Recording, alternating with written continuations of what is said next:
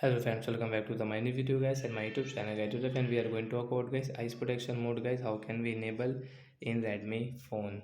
Guys, you want to enable your eyes protection mode in your Redmi phone, so friend you can enable it. And friends, now let's see how can we enable eyes protection mode in our Redmi phone. Today I will show you in this video guys.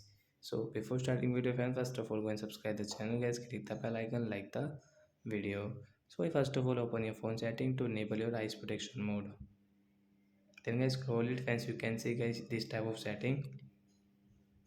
So when how to enable eyes protection, guys click on display setting and guys again scroll fence reading mode and guys eyes protection mode. Guys you can see guys they both are same. So when we will enable from this right side, after enable guys you can see guys this your skin color mode. Guys you want to change, you can change, and guys you can see the schedule option. So when you want to schedule your eyes protection mode, so when you can schedule guys you can turn on, and guys you can set time from it, and guys turn off, you can set time from here.